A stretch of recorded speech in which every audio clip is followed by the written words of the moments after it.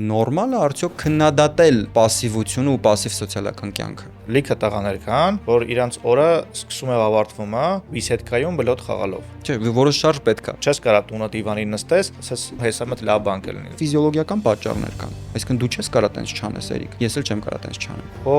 մոտ ու իմ մոտ եղած պրոգրեսները արդյոք այդ լավատեսության, աշխատասիրության, համառության արդյունք չի։ Իմ կարծիքով չէ։ Բախտները սա բերել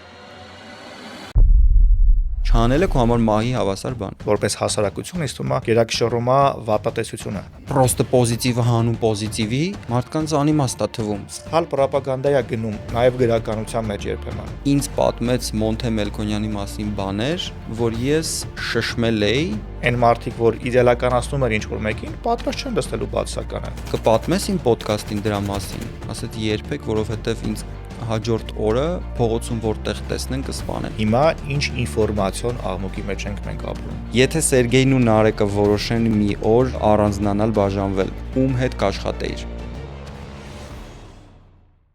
Դե լավ, արի ամանորյա թողարկումը առանց Patreon-ի սկսենք, որ բոլորին հասանելի, բոլորին։ Ոնց որ այս անգամ լավություն ենք անում, բոլոր մարդկանց հնարավորություն ենք տալիս տեսնել ամեն ինչ, ինչ կադրից անգամ դուրս կարար մնար։ Ամանորյա թողարկումն է, ողջունում եմ ձեզ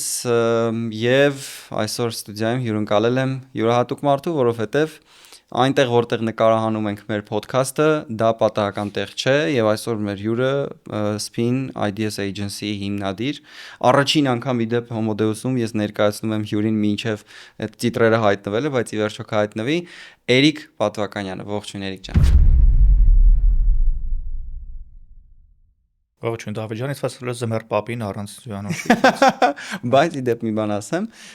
քո մորուքը հերու չի։ Հատուկ էս եթերի համար պահել եմ, մնում է մի քիչ սպիտակի։ Շնորհավորենք երեխեքին։ Ինչ ես պատրաստվում անել նոր տարուն։ Շուտով նոր տարի է։ Իմ ուղիղ մի տարի սպասված մի շաբաթի հանգիստնա լինելու։ Նոր տարվա օրերին չեք աշխատում։ Չէ, մոտ մի շաբաթ հանգստանում ենք, պլյուս մինուս։ Դեկտեմբերի 31-ից հետո։ Ամսի 1-ից սկսած, հենց 31-ից սկսած, այս արդեն Secret Santa ենք խաղում, երևի ոնց որ բոլորը։ Ու ամսի 1-ից սկսած գոնե մի շաբաթ թիմը կհանգստանա, ես ի վերջո կհանգստանամ ու նորից կանցնենք մեր աշխատանքային process-ներին։ Իսկ սիրում ես նոր տարին, օրինակ ես նոր տարին առաջվա պես չեմ զգում, որ առաջ նոր տարի էր գալիս, ինչ-որ sense սպասում կար ինչ-որ հեքիաթային էլեմենտ այդ ամեն ինչի մեջ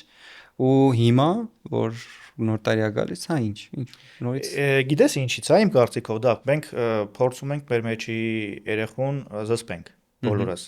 երբ որ թույլ տանք մեր մեջ երեխան տանց մի քիչ ավելի աշխույժ լինի, ավելի ակտիվ լինի ու փորձենք այդ քո ասած հրաշքը կամ այդ երևույթը ինքներս զգանք մեր վրա, ինձ թվում է կարանք նախկինի պես գանք այդ ամեն ինչը։ Մենք ինչ ենք անում, mēs ծանաբեռնում ենք ամենօրյա հոգսերով,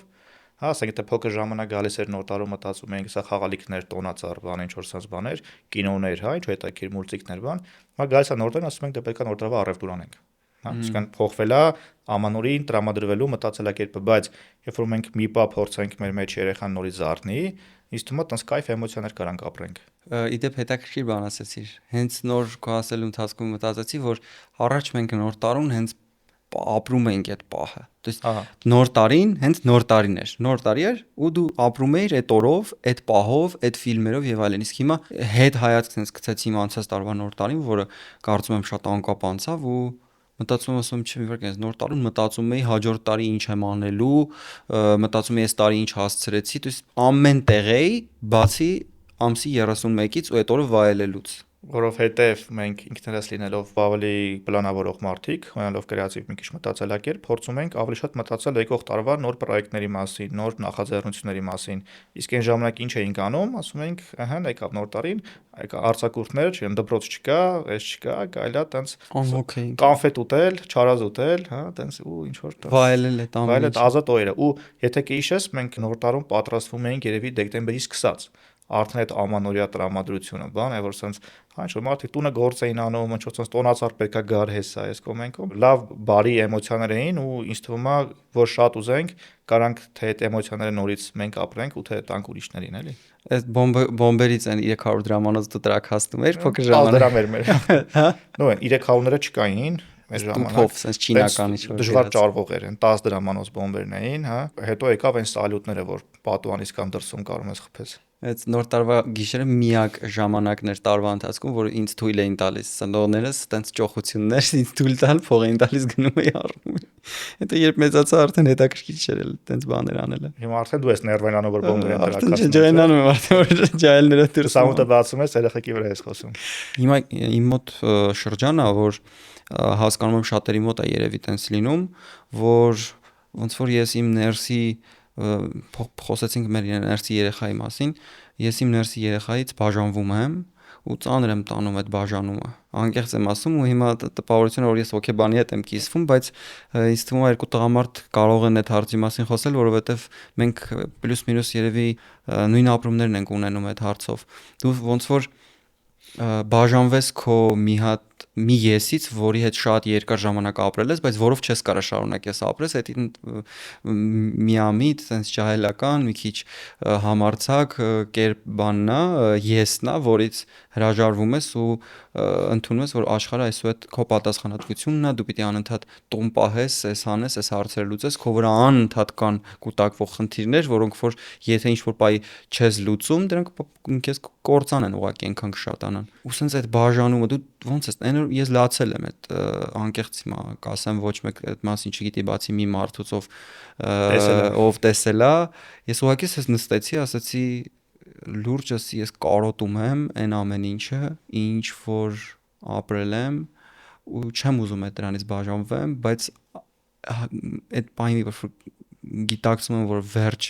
էլ այդպես երբեք չի լինի, ես արդեն ուրիշ մարդ եմ, ես մեծանում եմ ու ես փոխվում եմ, չգիտեմ, թեթև չտարա այդ ամեն ինչը։ Դու ոնց ես տարել։ Մեր մոտ դիլեմա է առաջանում X փուլում կյանքի ու հա կարա տենց ինչ որ մասերի բաժանված լինի։ Մտնել նոր կյանք, ապրել նոր հոգսերով, նոր մարտարավերներով ու նոր լուծումներ գտնելով, թե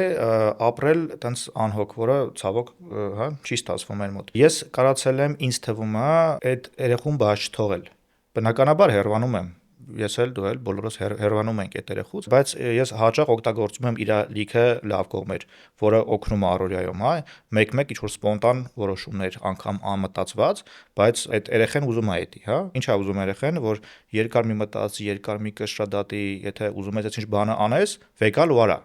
Երբեմն հետևանքները մասին մի քիչ չմտածելով։ Կարծում եմ այդ հետևանքները այսքան ժամանակ վատը չեն եղել, որտեվ այդ երեխան էլ տենց մի քիչ բիթի է էլի,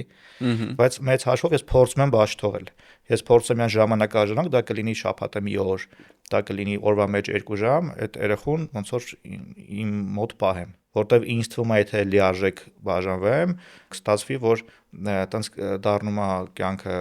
օրը ռուտինա, սենց ամենօրյա հա ինչ որ գործ, ամենօրյա որոշումներ, աշխարհը ինչ է գնում, հա, այնպես անդադ մտածում է փող աշխատելու մասին, մտածում է պրոդուկտիվությունը չկորցնելու մասին, բայց այդ երեխան ուզում է տես մի քիչ ժամ անց, ուզում է մի քիչ չարություն անի։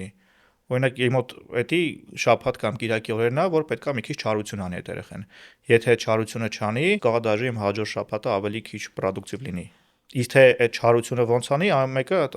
ամեն մեջից երեխան ինչ որ տարբեր բաներ է սիրում, հա, պետքա մի քիչ այդ կապրիզները բավարարենք ինձ թվում է։ Օրինակ, այդպես ոնց փորձեցի անեմ, սկսեցի իրան, բան, հա, ինչ որ նվերներ տալ։ Երբ որ ես ինչ որ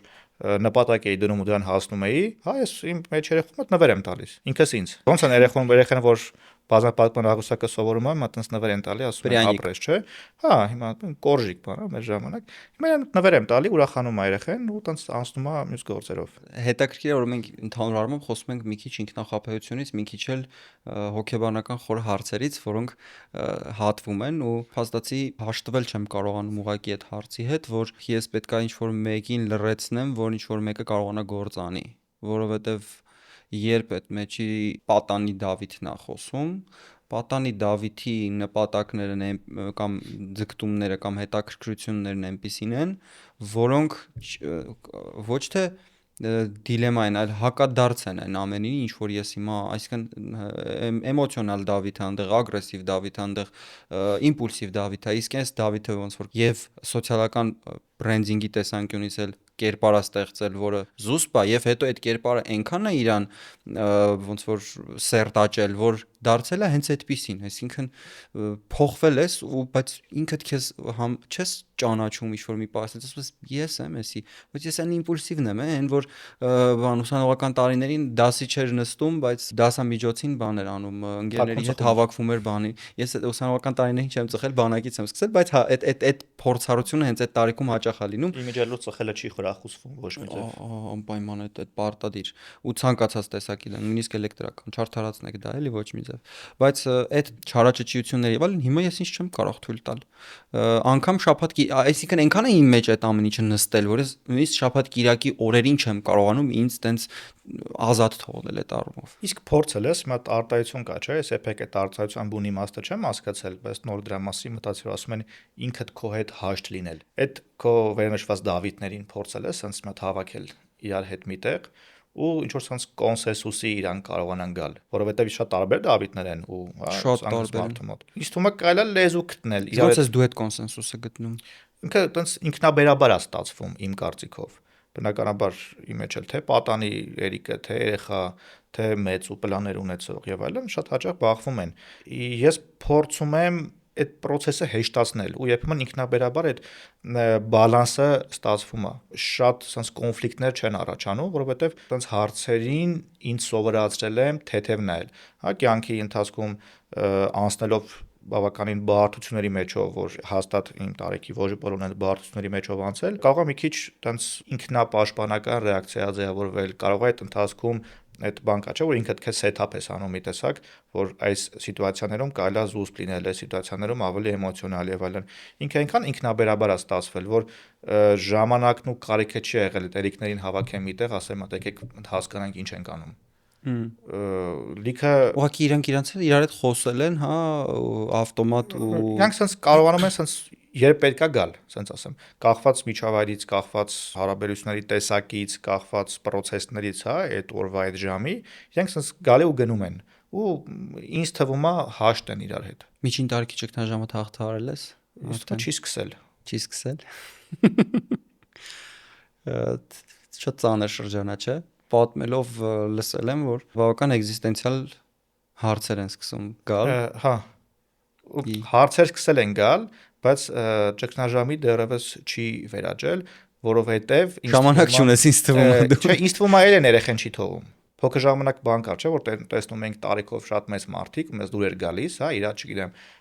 պահվածքը, բնավորությունը, չգիտեմ, ինչ որ հագնվելու ոչ, մենք այս որ լինեմ 60 տարեկան կուզենամ այսպես պապի լինեմ, հա։ Իսկ ես այդ մարկացից եմ, որ ես այն ջայլ պապից եմ լինելու, որտեղ ես չեմ կարա ավտոմատ մտնեմ այդ կերպարի մեջ, այնպես բան ենթադրում եմ։ Ինձ թվում է միշտ իմ այդ երեխան լինելու է իմ հետ։ Իմ մտածելակերպի այդ սխալ ես գիտակցում եմ, որ դա սխալ է, այդ առաջ լավ էր մտածելակերպը էլի, որ ես նայում եմ հետ, ասում եմ դե դու պատանի էր, այն ժամանակ լավ էր, դու անհոգ էիր, հիմա խնդիրներ, հարցեր եւ այլն, բայց մի պահ ստոպ ես տալիս, ասում ես մի վարքյան, առաջ քո հնարավորությունները, քո ձեռքբերումները անհամեմատելի էին այն ամեն ինչի հետ, ինչ որ դու հիմա հասցրել ես անել։ Ոնց ես վերաբերվում այդ առաջ լավ էր գաղափարին, ժողովրդի մեջ շատ տարածված է, որ մարդիկ հաճախ են էլի պնդում, որ սովետի ժամանակ էր լավ, սովետի ժամանակ երեխեք, բայց մեզպես չապրեք, հա, տես դաժե գրականությունից եկած։ Այդ մասով ես անհույս լավատես եմ։ Ես կարծում եմ, որ ցանկացած տարիք ունի իր դրական կողմերը։ Լինի 10 տարեկան, 20, 30, 40, 50, 60 ու պետքա մարդ հնարավորինս ամեն ինչ անի այդ իր տարիքի բարիքներից օգտվելու համար։ Ի վերջո մի հատ է, չէ՞ կյանքը, ու շատ կարճ է։ Ասում ենք երկուսս էլ տենց համարյա մի կյանքի տենց պլյուս մինուս կեսը հեսա անցնում ենք էլի։ Մի հատ էլ արտահայտություն կա, չէ՞, ասում է արագ սկսե թռնել, տարին ար, հիմա օրինակ հիմա մենք տարին ենք ամփոփում, ոնց որ 3-4 օրը փետրվարը լիներ։ Այսինքն այնքան արագ է թռնում տարին, որ պետքա հասնես այդ ամանորյա դրայվի մեջ, ըստիս, sense լավ էմոցիաներ քաղես։ Անկամ եթե ինչ որ լինում են ֆելեր, ձախողումներ, հա, սպիտակ ու սև գծեր բոլորիս կյանքում էլ լինում են, պետքա դաժե սև գծի մեջ հաստնես ինչ որ լավ բան քաղես, գողանաս։ Դա կլինի ինֆորմացիա, դա կլինի այդ, հա, ընկնելուն դիմանալ, բայց կանգնել։ Ես միշտ չեմ սիրել այն մարդկանց, որ անդադ բողոքում են, անդադ նեգատիվ են, հա, ես ունակ ընկեր ունեմ, մանկության ընկեր, որ անդադ ամեն օր բողոքում է, ամեն ինչից։ Ես ասում եմ, չէ, արի մի բողոքի, արի հասկանանք այս իրավիճակում ինչ դրական բան կարելի է քաղել։ Չգիտեմ, չեմ կարող ասեմ ես այդ առումով ճիշտ եմ մտածում թե չէ, բայց փորձում եմ միշտ դրական մտածել, դրական լինել ու հնարավորինս այն մանրուքներից, հա, ուրախանալ։ Թեթև բաներից, որ կարան, ասես մինի երջանկություն ապարգևեն, մանդարինը կերանք համովեր, ջան, լավ է, անցանք առաջ։ Ինձ թվում է, դա ավելի հեշտացնում է կյանքը ու կարողանում ես լիարժեք վայելել հնարավորինս։ Իսկ ինչ ես կարծում, ընդհանրացնելով քո հատկությունը դրական նայել իրերին, եթե ընդհանրացնենք հասարակության վրա, լավ կապրենք ավելի։ Չեմ կարող ասեմ, որովհետև եթե վերցնենք ավելի որպես հասարակություն, ինձ թվում է գերակշռում է վատատեսությունը։ Իմ կարծիքով։ Իմ կարծիքով հակառակը։ Որովհետև իմ շրջապատում իմ ձևի մարդիկ ավելի քիչ են, որովհետև հա շատերի համար բաժակը ասում են կիսով չափ դատարկ է կանթելիքը։ Իմ կարծիքով կարա լավ լինի, եթե բոլորը ավելի լավատես լինեն, որովհետև դու տրամադրվում ես դեպի լավին, փորձում ես քո առօրյայում, քո process-ների մեջ, հա, ավելի շատ լավ բաներ անես, չգիտեմ, բարի բաներ անես, սկսած այն պրիմիտիվ բանկա չէ, էլի ամփոփ, որ տարի ենք ամփոփում, գրաս օրը ամփոփես, չէ՞, մատ քնելուց առաջ։ Այսօր ինչ դրական բան ես արել։ Այսօր ինչ նոր բան ես սովորել, կամ այսօր ինչ ես արել, որ քո դիմացինն է կամ քո հարազատն է նոր բան սովորել։ Եթե փորձում ես այդ բարին ու պոզիտիվը բացի քեզնից տալ նաև կողքիներիդ, ինձ թվում է բավականին մեծ հաջողություն է քո ասած հասարակական կտրվածքով։ Եթե առօրյա վազքի մեջ կորցրել եք մոտիվացիան եւ ունեք ալարկոտության խնդիր, ձեզ հավանաբար պետք է հասկանալ ինչպես է կառուցված մոտիվացիան, որի մասին ես գրել եմ գիրք, որը կոչվում է Գրողի տարած մոտիվացիա։ Այս գիրքը ձեռնարկ է այն մասին, թե ինչպես է կառուցված մարդու մոտիվացիան եւ որտեղից են առաջանում այն ցանկությունները մարդկանց մոտ, որոնք մեզ ստիպում են հասնել մեծ հաջողությունների, գրավել օլիմպիական բարձունքներ կամ ուղղակի լինել հաջողակ գործարար։ Այս գրքով կարող եք ձեր կյանքում շատ բան փոխել եւ այն պետք է դառնա ցանկացած ալարկոտ մարդու սեղանի պարտադիր ձեռնարկ։ Գիրքը պատվիրելու համար կարող եք անցնել այս հղումով եւ հայտնվել Բուկինիստի կայքում, որտեղ կարող եք պատվիրել գիրքը աշխարհի ցանկացած կետ։ Իսկ եթե ապրում եք Երևանում կամ մարզերում, գիրքը կարող եք ձեռք բերել տարածքային որևէ գրախանութից։ Այս գիրքը ձեռք բերելով դուք նաեւ աջակցում եք ոդքասթին եւ ինձ որպես հեղինակ ու նաեւ ձեզ, օգնելով ձեզ հասկանալ ձեր իրական մոտիվները։ Իդես ինչի էի մտածում այդ հարցի շուրջ։ Ընդհանուր առմամբ, որ նայում ենք ինչա կատարվում Հայաստանում ու մեր շուրջը, մենք բնականաբար Հայաստանի մասշտաբով ենք այս բային հարցի մոտենում։ Ոնց որ լավ չի, բայց ոնց որ չկա նաև բավարար անհանգստություն, երևի քո ընկերոջ բողոքականությունը, որ մենք որևէ բանի գնանք կամ որ դու սկսեցիր պատասխանել, մտածեցի ուրիշ բան։ Գուցե մենք վատատեսորեն ենք նայում արդյունքին ու դրա համար չենք ուզում որևէ բան նախաձեռնել, այսինքն լավատեսություն չկա, որ մեր գործողություններով կամ մեր նախաձեռնությամբ ինչ որ բան կարա լավ փոխվի։ Մտածում ենք, եթե փորձենք ակտիվություն դրսևորել հասարակական կյանքում, փորձենք քաղաքական ակտիվություն դրսևորել եւ այլն, ավելի վատ կլինի մեր արածի արդյունքում, քան եթե անգործություն դրսևորենք, այսինքն ոչինչ, ոչ մի կերպ չմիջամտենք։ Հետաքրքիր պարադոքս է, էլի։ Եթե վերցնենք լոկալ տրամաբանության մեջ, հա, ընկերական շրջապատում, ամանորյա միջավայրում կարելի է զուտ օրինակ ծառայել։ Ինձ թվում է այդ վատատես մարդն էլ կարող հասկանա, որ դիմացինը լինելով լավատես, լիքը բաներ ավելի հեշտ է ստացվում, թեթև է ստացվում։ Ներվնանալը կամ տենց ամեն ինչից գժվելը ոչ մեկին այսքան ժամանակ կարծում չի օգնել։ Բայց ընդհանուր հասարակության հետ կապված քո ասած վատատեսությունը բոլորիս հասկանալի պատճառներով կա, հա, ասենց օթում կախված է մի հատ նեգատիվ, հասարակ օրինակ բերեմ, ճիշտ է, վերջերս քիչ է ստացվում, հա, մի հատ գնալ կենտրոն, չգիտեմ, Հյուսիսային պողոտայով կամ Կասկադով ման գալ։ Ինչքան ես տեսել մարդ, որ ժպտալով անցնի։ Հետաքրքիր բան։ Եվ եղել է տուրիստների մեջ, չէ՞։ Քիչ, շատ քիչ։ Հայ, որ ուղակի քայլում է, լավ տրամադրություն ունի, ժպտում է, չգիտեմ, սենց ինչ է ստացվում, փողոցով քայլում ես։ Հենց Հյուսիսային պողոտայում շատ քիչ են այդ մարդիկ, որովհետև չկներես, հենց Հյուսիսային պողոտայում շատ են, որովհետև Հյուսիսային պողոտան այսօր մի քիչ դարձել է ինտերնացիոնալ բան, Աբովյան փողոցում գուցե ավելի քիչ լինեն։ Ինչն է հարցը, այդ պոզիտիվը պակասել է։ Եթե դաժե վերցնենք մի կողմ դնենք վերջին դեպքերը գնանք, ասենք մի քանի տարի առաջ, էլի չկար այդ պոզիտիվը։ Այսինքն մարդիկ այդ փոխադարձ հարգանքի, դու ասում ես առաջ լավ էր, ես հիշում եմ, հա, տարիքով շատ մարդկանց ինչ որ խոսքեր, ասում են օրինակ մարդիկ ավելի կամեցող էին, այլ ինչ կլինի խորթային հասարակարգում թե որտեղ, մարդիկ ավելի կամեցող էին, ավելի արժևորում էին դիմացինին ու ավելի գնահատում էին։ Իսկ հիմա տարական հարգանքը երբեմն անծանոթին բացակայում է։ Դիոգենեսն էր, չէ, որ լամպը ձեռքին փողոցում Մարդեր ման գալիս։ Հա, հիմա մոտավորապես էտա, չես կարա ցերեկով գտնես մարդ, որ որպես կանոն նեգատիվ չի տրամադրված դիմացինին։ Ասես բոլորը շտապում են, հա, օքեյ, սոցիալական խնդիր կա, լիքը հարցեր կան, բայց արդյոք այդ ամեն ինչի մեջ չի կարելի դիմացինի հանդեպ բայլնել, մի հատ մեկին օգնել, մի հատ ինչ որ, չգիտեմ, լավ բանով մոտիվացնել դիմացի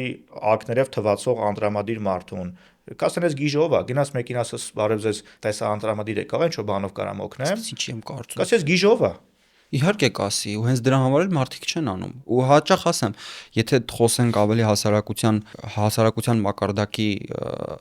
բանով, թռչքի բարձրությունից նայենք այս հարցին, հասարակության մեջ փոխվստահության պակաս կա ու հետեւաբար եւ դրանից տուժում է նախ դեմոկրատիան, որ մենք չենք կարողանում խոսել ազատ, արտահայտվել ազատ եւ ասել մեր կարծիքը, քանի որ առաջին շատ բևեռացված ենք, երկրորդ չենք կարողանում մեր տեսակետները հստակ ձևակերպել, ինչ ենք ուզում կամ ուր ենք տեսնում, ինչ ենք պատրաստվում անել ու պրոստը պոզիտիվը հանում պոզիտիվի ինքնանպատակ մարդկանց անիմաստ է թվում ու մարդիկ մտածում են լավ, ես հիմա գնամ կամ ես հիմա փողոցով քայլեմ դրական եւ այլն, ինչ կա իմ կյանքում դրական։ Վերջին տարիների ընթացքում շատ վատ քաղաքական վայրիվերումներ, այսինքն երկրի ժողովուրդը ունի sense pattern, ինքը ընտրում է ինչ որ առաջնորդի ու հիասթափվում է այդ առաջնորդից ու շատ շուտ նույն ցիկլը անընդհատ կրկնվում է վերջերս էլ կորցրեցինք Հայաստանի կարևոր ինքնության մասերից մեկը Արցախը ու կորցրեցինք դրանից հետո էլ վերապրեցինք լիքը էգզիստենցիալ խնդիրներ դեռ դրա միջով անցնում ենք ու հետեւաբար մարդը ասում է այսպեսի մի բան ինչ կարա տա ինձ այդ պոզիտիվը ես ավելի լավ է մեկուսանամ փակվեմ եւ փորձեմ այսօրվա օրով ապրել այսօրվա պահով որովհետեւ ինձ համար ապագան մաքսիմում անորոշ ու մաքսիմում անհասկանալի է Այ ես ուզում ասեի ավելի վատ է այդ անորոշությունը որը որ կա դեռևս բայց եթե մի կողմ դնենք քաղաքական բևեռվածությունը երբ որ ինքը սկսում է ազդել անձնային հարաբերություններին մարդկանց ընտանիքների ընկերների հա ինչքան ընտանիքներ կան որ քաղաքական հայացքների պատճառով մերի այդ կռվել։ Ես դա չեմ հասկանում։ Ну, ես կատեգորիկ չեմ հասկանում, բայց այդ բևեռվածությունը անգամ եթե կա, հա, նորմալ է, չէ՞, մարդը կարող է տարբեր քաղաքական, կրոնական, չգիտեմ, այլ հայացքներ, նախասիրություններ, բայց երբ որ դա մտնում է արդեն անձնական հարաբերությունների մեջ, անգամ ընկերներ, 1000 տարվա ընկերներ քաղաքական հայացքների պատճառով ասում են ես հեռվանալ։ Ну, դա առաջին համար անընդունելի է, ու երկրորդը շարունակելով քո վերջին միտքը, եթե այդ անորոշությունը հիասթափված վիճակը ամբողջ հասարակության պետք է տային դրան, որ մարդը ուղղակի սկսի իր կյանքը չգնահատել ու չփորձել ապրել, դա իմ կարծիքով էլի բավարար չի։ Okay, լիքը մարդ թողում գնում է։ Մի կողմից կարանք ասենք ինչի, մի կողմից կարանք ասենք իր իրավունքն է լավ անում, հա, մենք չէ՞ պետք է դատենք այդ գնացողին։ Գնում է, որտեվ իր կյանքի որակը ինքը ուզում է լավացնել, չգիտեմ, հա, այն շատերի համար ոսկե սարեր թվացող ԱՄՆ-ում կամ ուրիշ երկրներում։ Բայց եթե դու ապրում ես տեղ, չգիտեմ, Երևանում, Մարտունիում, Թեսիսյանում ու ուզում ես պետքա արժեք ստեղծես քո համար, քո հարազատների, քո երեխեքի, եթե դու հիասթափված ես կյանքից, ուզում ես այդ հիասթափությունը տարածվի նաև քո երեխեքի վրա, ինչի հակառակը փորձի նենց արա, որ ինչ որ դու չես կարացել անես, կանան իրանք անեն։ Կամ եթե չեն կարող անեն, գոնե այդ նեգատիվը մի տար իրանց վրա, որտեղ իրանք հələ կյանք ունեն ապրելու։ Ինչպես գիտենք, լիքը հոգեբանական տրավմաներ գալիս է մանկուց, չէ՞, չգիտեմ, ինչքան շփվել եմ հոգեբանների հետ, լիքը այտենց pattern-ներ հենց մանկական տարիքից է ձևավորվում։ Ինչի քո հիասթափությունը պետքա տարածվի, հա, քո երեխու վրա, որ դեռևս այդ կայունացման, հա, այդ խմորման փուլում է ու պետքա հասկանա, որ կյանքում լինում են վատ սիտուացիաներ, բայց ի վերջո դու պետքա քո կյանքը հենց ապրես, որ արժեք ստեղծես։ Առաջինը քո համար, երկրորդը հասարակության համար։ Ումա պետք է այդ կյանքը դու ոչ մի արժեք չես ստեղծում։ Եթե մենք հաշվի առնենք, որ մենք մարդիկս խմբային արարածներ ենք, մեզ համար բացի նրանից, որ խմբային արարածը կարևորում է, որ որևէ խմբի որևէ ինչ-որ սոցիալական կարգի անդամ լինի, նաև կարևորում է, որ ունենա մոդելներ, վարքի մոդելներ, այսինքն առաջնորդները հենց դրա համար են, որ պատմականորեն միշտ առաջնորդներ կան ու եղել են ու լինելու են, թեկուզ եւ իրենք այսօր ավելի շատ համայնքներում են կենտրոնացած, բայց կան եւ ինչու է կայանում հենց առաջնորդի ֆենոմենը, որ միշտ պետքա խմբի մեջ առանձնացնել մեկին, որը ամենաօրինակ է լինա ու այդ մեկին հետևել։ Ու հենց մեր խնդիրներից մեկը նրանում է, որ մենք ում առանձնացնում ենք։ Հետո հիասթափվում ենք այդ մեկի մեջ, որովհետև պարզվում է, որ այդ մեկը մեզ համար մոդել չէր։ Օրինակ, ու հետ ենք նայում պատմության մեջ, ու տեսնում ենք, որ տեսնում ենք նույն ձևի որ ու բացի նրանից, որ տեսնում ենք, որ շատ են եղել այդպիսի օրինակներ, որ բացասական կերպարներ են ունեցել մեր առաջնորդների մեջ, նաև տեսնում ենք, որ մենք ժամանակին ունեցել ենք լավ առաջնորդներ փաստորեն, ու այդ լավ առաջնորդները հիմա չկան, գնացին կորան։ Իդեպ, մի հատ շատ հետաքրքիր բան ասեմ, այս առումով ես նման ռիսկի չեմ գնա ու հիմա չեմ խոսի դրա մասին, բայց մի տեղ զրույցում մի շատ խելացի ցեղասպանագետ պատմաբանի հետ զրուցելիս ինձ պատմեց Մոնթե Մելքոնյանի մասին բաներ, որ ես շշմել էի, ասացի կպատմես իմ ոդկասթին դրա մասին, ասաց երբեք, որովհետև ինձ հաջորդ օրը փողոցում որտեղ տեսնեն կսպանեն, չնայած դա իրականությունն է, բայց մարդիկ պատրաստ չեն այդ իրականությունը լսեն, օրինակ պայմանականորեն Մոնթե Մելքոնյանի մասին։ Տես հիմա մենք լեգենդով ենք, չէ՞, լսել Մոնթե Մելքոնյանի մասին։ Մենք իր հետ չենք շփվել, չենք ապրել։ Ձևավորված լեգենդի համաձայն բացարձակ կերպար է Մոնթե Մելքոնյանը, բայց այդ պատմաբանը փաստեր գիտեր, որոնք ոնց որ խաթարում էին այդ բացարձակությունը։ Այդ ամեն ինչը։ Հիմա կներես մեր առաջնորդները, որոնց մենք հիասթափվում ենք, որ շատ մեդիա դաշտում ակտիվ են եւ մենք իրանց առօրյան ենք տեսնում, սխալներն ենք տեսնում, հակասություններ իրենց խոսքերում եւ հետո անընդհատ հիասթափվում ենք անընդհատ մարդկանց մեջ տեսնելով, որ չկան այն կերպարները, որոնց մենք տենչում ենք, որոնց մենք սպասում ենք ու փնտրում։ Լինելով պատմություն շատ սիրող մարդ, մի հատ sense բան եմ հասկացել, դա կլինի Հայաստանի պատմությունը, կլինի միջազգային ցանկացած այդ հերոսներ, կերպարներ պատմական։ Մենք ի վերջո ինչ գիտենք իրանց մասին, այն ինչ որ գրքերում գրված է, հա, ու երբեմն ենթադրում ենք, որ գրված է այն ինչ որ այդ պահին ուզեցել է այսինչ առաջնորդը կամ այն մարդը, որ գրել է իր մասին։ Ենթադրում ենք, որ դա օբյեկտիվ է։ Ու ենթադրում ենք օբյեկտիվ, որովհետև այլ ինֆորմացիայի աղբյուր չունենք։ Բայց բնականաբար եւ բացական կերպարները ու մասին, որ մենք գիտենք, հաստատ ունեցել են դրական արարքներ կամ կողմեր ու հակառակը։ Ու ես միշտ դեմ եմ այդ ֆանատիզմին, դեմ եմ ցանկացած դրական կերպարի, ֆանատիկ երկրպագել ու իրան դարձնել տենց ինչ որ իդեալականացնել կուրք կամ առաջնորդ, չէ, բոլորս մարդ ենք ու գիտենք, որ դեվ մարդիկ ինչպես է ցանկացած երևույթ իդեալական չեն լինում, ու մի կողմից հասկանում եմ քո վերենշած մարդու, որովհետև իրոք այն մարդիկ, որ իդեալականացնում են ինչ-որ մեկին, պատրաստ չեն լսելու բացականը։ Ու անգամ առօրյայում, հա, երբ որ դու շատ ես սիրում ինչ-որ մեկին, դա կլինի հարազատ, դա կլինի ինչ-որ մարդում իր գործունեությունը երկրպագում ես, երբեմն անգամ ընկերդ որ իր մասին վատ բան ասող, ասես չէ, այտենց չի։ Ինչի, որովհետև դու արդեն ինչ-որ էմոցիոնալ ես վերաբերվում այդ ամեն ինչին, երբեմն պատրաստ ես լսել թեկուզ հավաստի, բայց բացասական ինֆորմացիա։ Ու դրա համար ձևավորվում է մեր վերաբերմունքը ամեն ինչին, ու ուզում ենք այդ վերաբերմունքը տենց կուր պահենք։ Լիդերները երբեք իդեալական չեն եղել, ոչ մի երկրում, ոչ մի համայնքում, ոչ մի բնակավարում, բայց ի վերջո այդ ամեն ինչն է, որ մեզ բերել է այնտեղ, որտեղ մենք կանք։ Եվ քաղաքական տրամաբանությամբ, եւ մշակութային, եւ առաջարակ այն ինֆորմացիայի տրամաբանությամբ, որ մենք ունենք։ Ու պետքա լավին լավ ասենք, շնորհակալություն ասենք, վատն ասենք, այս փորձը ունենք, այս պատմական process-ները տեսել ենք, անցել ենք, ինչ օգուտ կարելի է քաղել, որպեսզի այս նույն ֆելերը չլինի։ Էլի քաղաքական առումով ոնց հասկանում եմ, որ դեռևս չի ստացվում, բայց գոնե մյուս բնակավարներում կարելի է այդ հասկանալ, ուսումնասիրել, վերլուծել եւ փորձել հնարավորինս ավելի լավ ամեն ինչ անել։ Ընդհանրապես շատ դժվար է մարդուն առանձնացնել իր արարքներից ու գործերից, այսինքն մարդուն վերցնել ու ընկալել որպես առանձին մարդ, որպես լավ մարդ, օրինակ։ Մանավանդ հանրային մարդուն։ Այո, հատկապես երբ որ ինքը գործեր է արել ու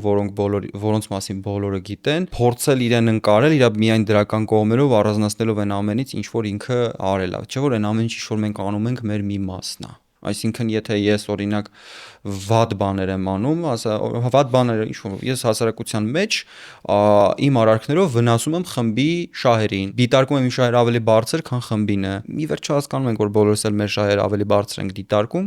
բայց կան սոցիալական ոնց որ հմտություններ, որ դու կարողանում ես այնպես բալանս պահել, որ ուրիշների շահերն էլ չկորեն ընդհանրապես քո շահերի օվկիանոսում։ Մինիմում տենց թվա։ Կամ մինիմում գոնե տենց թվա։ Եվ միշտ չի որ մարդկանց մոտ դա ստացվում է ու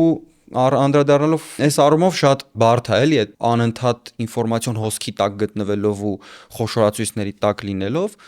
ապրել նենց, որ դու երբեք չքննադատվես որևէ կողմից եւ լինես այդ բացարձակ առաջնորդը, որին մենք սովորենք, որին մենք պատմականորեն հավատում ենք, որ իրենք կան, որովհետև կարդալուց չենք ասում, մի վարքյան սա պատմիչի սուբյեկտիվ ընկալման հետևանքով գրված տողեր են, այլ ոչ օբյեկտիվ իրականություն։ Կարդում ենք ու ընկալում ենք որպես օբյեկտիվ, մակեդոնացին այսպեսին էր, Վարդան Մամիկոնյան այսպեսին էր եւ այսպես շարունակ։ Շատ լավ բան ասացի իմիջիալոց, այդ ինֆորմացիոն աղմուկը։ Բնականաբար քոնը շատ Վարդան Մամիկոնյանի կամ մակեդոնացու ժամանակ այդ ինֆորմացիան, այդ մեդիա դաշտը օբյեկտիվ իրար հակասական կարծիքները չկար, դա համար հենվում ենք պատմիչի վրա։ Մի պասեցի մտածել, պատկերացնում ես, հիմա ինչ ինֆորմացիոն աղմուկի մեջ ենք մենք ապրում։ Ենթադրում եմ, հետագայում այդ ուսումնասիրեն գիտնականները այդ, ուղեղի վրա մարդու ինչ դեպի ազդեցություն, ոնց է ապրել միջնադարյան մարդը կամ թեկուզ 19-րդ դարի մարդը ու 21-րդ դարի մարդը։ Իմ կարծիքով հիմա այնքան շատ է այդ ինֆորմացիոն աղմուկը, որ մենք երբեմն ուղղակի շեղվում ենք մեր ուղուց։ Մեզ փորձում են անդադ ինչ-որ բան համոզել, ինչ-որ բան վաճառել, ինչ-որ բանի շուրջ կարծիք փոխել ու էդի երբեմն տենց բոլոր անկյուններից ամբողջ օրնա դա կլինի դրսում, ինչ-որ outdoor գովազդի տեսքով, ռադիոյի տեսքով մտնում ենք ինչ-որ սոցցանցեր կամ ցանկացած առասարակ համացանց, էլի տեսնում ենք ինֆորմացիոն աղբյուր ու ավելի այստեղ վատ բան կա, որ դժվարացել է զտել օբյեկտիվն ու իրականությունը, ֆեյքն ու իրականը։ Շատ դժվար է դարել։ Այդպես բան կա, չէ՞, գրում են, այսինչ մարդը մահացել է։ Այդպես որ տարածվում է Facebook-ով, հետո պարզվում է, այսինչ մարդը, չէ, вообще չի մահացել։ Էդի հələ ավելի հեշտ ոնց որ բանա լուծումն է, էլի։ Տարական ասենք գլոբալ որոշումների մեկնաբանությունը, պրոստը մեկնաբանությունով կարելի է զրոյացնել ինչ-որ բան եւ կարելի է բարձրացնել։ Ասելով, որ դա արվել է ինչ-որ մի պատճառով կամ ասել, որ դա արվել է մեկ այլ պատճառով։ Ու այդ ամեն ինչի մեջ առանձնացնել մեդիագիտությունը, մենք պլյուս մինուս ամեն ինչը հասկանում ենք ու կարողանում ենք հնարավորինս զտել այդ ինֆորմացիան, բայց ինչքան կա համացանցից օգտվող, չգիտեմ, 60+ մարդիկ, ում համար շատ դժվար է այդ ինֆորմացիան, վերլուծելը, դա ճիշտ է թե չէ։ Էներգատարաշ շատ։ Որ ասում են հեռախոսի մեջ տեսա, ասում ես որտե՞ց իմացած սրա մասին, հեռախոսի մեջ գրած էր։ Հիմա այդ մարդը, որ մտել է պայմանական Facebook ու տեսել է մատ ինչ-որ ապուշ անիմաստ հրապարակում, դա ավտոմատ, քանի որ հեռախոսի մեջ էր, ընկալում պես օբյեկտիվ իրականություն, ինքը չի պատկերացնում, որ կարա չեմի հարևան էդի գրած լինի ուղակի, իրա չգիտեմ, պատին կամ ինչ-որ որպես հրապարակում։ Դա այդ օգտագործումը նաև լիքը տեղեր քաղաքական արշավների ժամանակ, այդ սեգմենտը, բայց մեծ հաշվով ինֆորմացիան շատ է ու երբեմն մենք այդ աղմուկից շատ ենք հոգնում։ Բացի նրանից, մեզ ստրեսային ավիճակի մեջ է դնում հաճախ։ Մենք դրանից իմ կարծիքով մեր պրոդուկտիվությունն է պակասում։ Այո, երբ ուղեղի ռեսուրսները չեն հերիքում, որպեսզի վերլուծես, սկսում ես հիմնվել ոչ թե փաստերի, այլ էմոցիաների վրա։ Ու հետաքրքիր պնդում էր Հարարին իր 3-րդ գրքում 21-րդ դարի 21 դասերում, որ մարդիկ ընտրություններից առաջ ոչ են զբաղվում բոլոր տեխնացուների ուսումնասիրությամբ։ Իրենք արդեն կանխակալորեն ունեն նախընտրելի ու սիրելի տեխնացու, որի ասածներն ու արածները պատրաստ են ընկալել դրական, իսկ չարածներն ու վատ բաները, որոնք իրենք արել են, պատրաստ են ներել, որովհետև ժամանակ չկա բոլորին վերլուծել ու հասկանալ որն է քո լավագույն ընտրությունը, որը կլիներ։ Ու հետեւաբար, երբ որ ուղեղը չունի բավականաչափ այդ ռեսուրսը, որ շատ աշտարակալ գործ է։ Այո, այդ ինֆորմացիոն պատոկի մեջ դու վախենում ես ինչ-որ կարևոր բան բաց թողնել, հետեւաբար այդ հոսքի մեջ ուղեղը անջատում է վերլուծականություն ու միացնում է էմոցիաներ, ինչ եմ ես զգում, որ քեզ նայում եմ, օրինակ Երիկը որ խոսում է, դառնում է արդեն էմոցիաների վրա հիմնված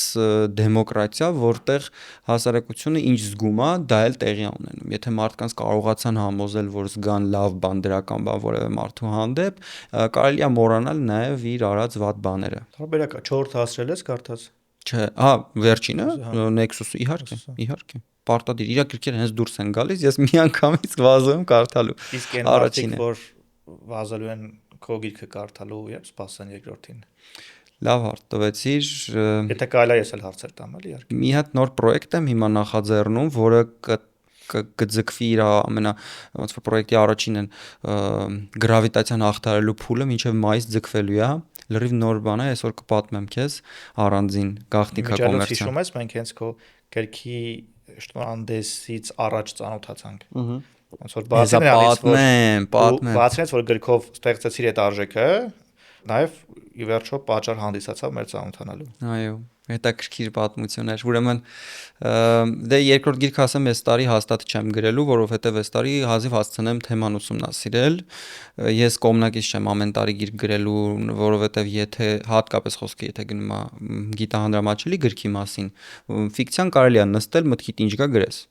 Իսկ գիտահանդրամատչելի գրականություն ուսումնասիրություն է պահանջում, այո, ու պետքա նորություն տաս, պետք չի գրես մարդկանց թե ակնհայտ ճշմարտությունները ներկայացնես որպես քո բացառիկ հայտնագործություններ, էլի։ Ես չեմ սիրում այդ տեսակ գրականությունը ու խորհուրդ եմ տալիս կարդալ նրանց, ովքեր պրոստը նոր են ծանոթանում գրականության ու ուղղակի թեթև բան կարդալու համար։ 27 թվականին կարելի է ակնկալել։ Այո, 27 թվականին ամենայն հավանականությամբ լույս կտեսնի ու լինելու է մի թեմա այս մոտիվացիայի պես ոնց որ վերցրեցի ու մոտիվացիայի դասական գաղափարը ջարդեցի, վերցնելու եմ մի հատ ուրիշ էլի տենց բավական լայն տարածում ունեցող գաղափար էլի ջարդեմ ու պատմությունը ոնց սկսեց ու ես գիրքը գրել եմ, բայց ուզում եմ մեդիա արշավ անեմ ուժեղ ու մտածում եմ ուր դիմեմ, ոնց ինձ խորհուրդ տվեցին, ուրեմն ինձ ուղարկեցին վիդեոներ, ես էլ տեսել էի արշավները բանի, սփինի ասացի մի քիչ հավանական, մի քիչ չեմ հավատում, որ ասացի կարող է իրանք լուրջ վերաբերվեն ինձ, բայց ասացի գնամ դիմեմ։ Մեկին էի ճանաչում։ Սպասի հիշեմու միջոցով ես գտա։ Մեր social media մարքետոլոգներից մեկը կարծեմ մեզ ծանոթացրեց։ Հիշեցի, Էլլայի միջոցով, հիշեցի, հիմա հիշեցի։ Ուրեմն ու Էլլայի միջոցով բան եմ անում, որ միջնորդի, որ կապի դուրս գաման, հետո հանդիպեցինք ու ես զարմացել էի, որ տենց մի անգամից բան արեցի, բաց, տենց առաջարկի առաջ ոչ մի խնդիր Դավիթ ջան, սիրով անենք բան, այդ ժամանակ իմ համար ոնց որ զարմանալի էր, որովհետև մերժումներ շատ է ստանում, էլի, մինչև տենց 20 քանի տարեկան աշխատանքի բերումով, տենց մի քիչ երիտասարդ լինելու բերումով, որովհետև լուրջ չեն վերաբերվում։ Ասա որ էդ էլ է պետք։ Միանշանակ, փորձություններ պիտի լինի։ Այս վերջերս ինչ ստատիստիկա էր, կարծեմ Dyson ստեղծողը հազարավոր անգամ ինչ որ ֆեյլեր էր ունեցել պրոդուկտի, աշխատանքի հետ կապված։ Նոր թիվը չեմ հիշում, կոնչ 1800 եսին որերորդը ստացվել էր։ Դիմադրությունը կոփում է։ Իհարկե, ու ի վերջո հիմա ինչա բոլորը օգտվում են Dyson-ից։ Իհարկե։ Այսինքն, ասում եմ, այն բաներից է տարբերակներից, որ նպատակը արդարացնել այդ միջոցները, էլ, այսինքն ստրեսը, այդ ամեն ինչը չհանձնվելը եւ այլն։ Ու իմիջիալոց, միջև թեման փոխելը, ինձ ինչը դուր եկավ, որ մենք ի վերջո խոսում էինք գրքի շուրջ, որովհետեւ մեկ կարար ցանկացած այլ թեմով լինել մեր առաջին հանդիպումը, բայց ես ուրախանում եմ ամեն անգամ, որ հայալեզու մանավանդ non-fiction գիրք է դուրս գալիս։ Այստեղ հարցը մյուս կողմն է, այն հեղինակները, որ կարող է տարին 3 հատ գիրք անեն, են ասած կոնտենտը լավը չի, հարցի մյուս կողմն է, բայց մենակ այն, որ դուրս էր գալիս մանավանդ մոտիվացիայի մասին նոր գիրք, դա արդեն իսկ իմ համար մտածած բան էր, էլի կանաչ լույսեր, որ ինչա պետք անենք։ Homo Deus podcast-ը նկարահանվում է Spin-ի 12 տաղավարներից մեկում։ Իդեպ Spin-ը բացի վիդեոարտադրությունից նաև զբաղվում է մարքեթինգային եւ բրենդինգային ծառայություններով, որոնք մատուցում է ոչ միայն ընկերություններին, այլ նաև անհատներին։ Ստանալու համար բացառիկ պայմաններ կարող եք նշել Homo Deus կոդը զանգարելով հետևյալ հեռախոսահամարին։ Շնորհակալություն։ Այդ շատ մեծ օգնություն էր իմ համար ու միջև հիմա շնորհակալ եմ այդ օրը իմ համար մեծ բան էր, ոնց որ փորձություններ ու եթե ու չնայած չեմ կարծում որ գիրքը արդեն գրված էր չէի կոտրվի, բայց հաստատ հիասթափություններ լրացուցիչ այդ պահին ինձ պետք չէին ու սենց բախտս պրոստը բերեց որ հանդիպեցի քեզ ու ոնց որ ավելի շատ սենց ոգևորեցիր ու դուխ տվեցիր հավելյալ մոտիվացիա տվեցիր այդ քո սպասումը որ հեսա բանը պիտի դուրս գա եւ այլն ու հիշում եմ ոնց էի տղերքին տանջում այն ժամանակ որ ռիլը քանի անգամ նկարել էի տալիս բան էի անում մի խոսքով նստած էինք ուրիշ ստուդիայում Ավելի փոքր, չէ՞։ Հիշում եմ։ Այն ժամանակ այն ստուդիան բան էր, առաստաղը ցածր էր, մի ձևի հիշում եմ, այսօրվա պես հիշում եմ։ Հետաքրքիր օրեր Բայց դες էին։ հետաքրքիր է, չէ՞, պրոգրեսն է։ Մենք խոսում ենք քանի տարվա մասին, 1.5, 2, հա, շնորհանդեսի երկու։ դրա մասին։ Նայ, մենք հիմա խոսում ենք երկրորդ գրքի մասին, մենք հիմա խոսում ենք բացի գրքից նոր պրոյեկտների մասին, ու մենք խոսում ենք, հա, իմ մոտ, մեր մոտ, հա, պրոգրեսի մասին, փոքր ստուդիայից մեծ ստուդիա, չգիտեմ, ավելի լավ տեխնիկա, եւ այլն, հա, հիանալի անձնական Նոր եւ միկրոֆոններ։ այլն, հա, այսօր Այսօր առաջին գաղտնիքը բացենք, որ այս Այս միկրոֆոնը առաջին անգամ նկարում ենք նոր միկրոֆոնով, այս նոր միկրոֆոնները հենց նոր տեղադրվել են եւ մենք առաջինն ենք, որ այս միկրոֆոններով խոսում ենք։ Ես փորձեցի կապել մեր քննարկած առաջի թեմայի հետ, քո մոտ ու իմ մոտ եղած պրոգրեսները արդյոք այդ լավատեսության, աշխատասիրության ու համառության արդյունք չի։ Իմ կարծիքով չէ։ Բախտները սա բերել։ Ասեմ, ինչի եմ ես հիմա տենց կարծում։ Ես հիմա գիրք եմ կարդում, որը Նասիմ Թալեբի «Одураченный случайностью» քո գրապարանում հաստատ կլինի։ Մեկություն եմ։ Անտիխրուպկոստի ունես, չորի լեբեդի ունես, ունեմ։ Рискуя собственной шкурой ունես, ամենաառաջինը «Одураченный случайностью»։ Իր առաջին այդ շարքի այդ insert շարքի առաջի գիրքն է, որը ֆանտաստիկ գիրք է։ Եթերից հետո նոր պատվեր պետք է անեմ փաստորեն։ Այո, որ կարդաս այդ գիրքը, կպատկերացնես պատահականության Անտիխրուպկոստը կարդացել եմ։ բնույթը եւ ինքը այդ գրքում պատահականության բնույթի մասին է խոսում, որ ասում է հետեւյալը, եթե մենք օրինակ սահմանում ենք, որ աշխատասիրությունը կամ լավատեսությունը կամ համառությունը դրանք հաջողության ոնց որ չափանիշներն են, հետեւաբար, եթե մենք հայտնաբերենք մի հոգու աշխարհում, որը համառ է եղել աշխատասեր եւ լավատես ու իր համար չի ստացվել, նշանակում է այն, որ ձեր մոտ ստացվել է, դա պատահականություն է, այսինքն կներես հավանականության մեջ պատահականություն։ Հավանականությունը այսինքն մեծացնում ես, երբ որ դու աշխատասեր ես, փորձերդ շատ էր եւ այլն, բայց այն թե քեզ բաժին կհասնի հաջողության հասնել կամ որ հաջողությունը կլինի քոնը, մեծ, փոքր, միջին եւ այլն։ Դրանք բոլորը կապված են բանի։ Ինձ թվում է մենք ոչ թե հաջողում ենք, որովհետեւ մենք հաջողակ ենք, այլ որովհետեւ ինձ թվում է դու էլ հասկանաս, որ ապրելու ուրիշ ձև պրոստը չգիտենք։ Մենք պրոստը սենց ապրում ենք։ Այսի ոչ թե նրա համար ենք անում, որ հաջողենք, այլ անում ենք, որովհետև չենք կարա չանենք։ Օրինակ, չեմ կարծում դու կարաս այս ստուդիան փակես, վաղվանից զբաղվես վաճառքներով, որովհետև քո ուղեղի աշխատանքը հիմա այնքան արագացել ու այն ծավալի բանը կարողանում մարսի ու վերլուծի, որ պրոստը կհոգնես, կձանձրանաս ու ինչ-որ մի օր կորոշես մի բան բզբզաս, մի հատ ինչ-որ ռիսկային բան անես, որ մի քիչ հետաքրքիր լինի քեզ։ Հետաքրքիր բան ես ասում, նայ, որ խոսում ենք այդ հանգստանալու շաբաթ կիրակի, հա, մեր մեջ երեխու մասին։ Կիրակի օրերը ես ասում եմ, պետք է այսօր հանգստանամ։ Հա, ինչ որ նվիրեմ, ինչ որ ինձ անձնական երեխուն ինչ որ տենց զբաղացնեմ։ Օրվա երկրորդ կեսից հետո, ժամը 5-ից 6-ից հետո, այն բանը միանում է, արդեն 2 շաբաթյա ռեժիմը միանում է։ Հիմա տնան վաղ ինչ հանդիպում կա, վաղ ինչ կանելու, ինչ կարելի է հիմա գիշերը անել կիրակի, որ եկող շաբաթը ավելի տենց պրոդուկտիվ անցնի եւ այլն։ Դաժե այդ շոուչիկը ամբողջ օրը չի հասնում ընդգրկի։ Ինչի, որ այդ քո ասած բանն արդեն այդ սովորության բանն է երևի գալիս, որ դու արդեն մտնում ես աշխատանքային process-ի մեջ ու պետքա նենց անես, որ ամեն ինչը ավելի արագանա, ավելի զարգանա, ավելի ակտիվանա ցանկացած process եւ այլն։ Ինձ թվում է էլի հաջողակացվածը կամ հաջողություն, տենց մի տեսակ ես էլ չեմ։ Դու շոշափում ես արդեն այն թեման, որին ես կպնելու եմ իմ հաջորդ գրքում, ոնց որ մենք պրոստը բանից խոսեցինք։ Հա, պատահական պրոստը անցանք այդ թեմային, տես դու ասացիր, ես միանգամից տվեցի անսպասելի պատասխան, որ սովորաբար ասենք կասեին, որ մի րոպե, չէ, հաջողությունը դա աշխատասիրությունը հաջողության համար կարևոր հատկանիշ է, բայց չէ, մարդիկ կան, որ քիչ ռեսուրսով, քիչ աշխատանքով ու քիչ ռիսկերով հաջողության են, չէ, հասնում։ Արդեն օրինաչափությունը ժամանակին ճիշտ տեղում հայտնվել է, դա միշտ էլ կա, բայց չես կարա տունը դիվանին նստես, ասես լավ է այդ ժամանակը, հենց հիմա տնից դուրս գամ, հեսա մտ լավ բան կլինի։ Ոչ մեկ չգիտեի։ Չէ, որոշ շարժ պետք է։ Մինիմալ։ Այդ եմ ասում, գոնե դու պետքա պատրաստ լինես դրան, ընդունես այդ բանը, այսինքն այդ էներգիան գոնե ընդունես, կամ հասկանաս, որ օքեյ, դու elə լիքը բաներ կա, որ չես արել, բա երբ ես անելու։ Չգիտեմ, այդ շարժն է, որ երբեմն մեկ բողոքում ենք, հա, միշտ կա, չէ՞, այն բանը, որ ադե խառնեք ժամանակ չկա, այս չկա, այն չկա, չենք հասնում բան, բայց ինձ թվում է այդ ցիկլն է, այդ դրայվն է, որ մեր ամեն ինչն է դարել։ Այսինքն դու էլ որ պատկերացրա, մի ամիս ոչ մի ստեղծագործական աշխատանքով չես զբաղվում, ոչ մի տրեյնինգ չես անում, ոչ մի մասնագիտական process-ների մեջ չկաս, դե ինչ ես անելու։ Հենց այդ է հարցը, որ մարդիկ, որոնք ինչ որ ժամանակ ապրում են դրա մեջ, իրանք էլ ընդունակ չեն ուրիշ ձև ապրելու։ Հետևաբար ոչ թե դա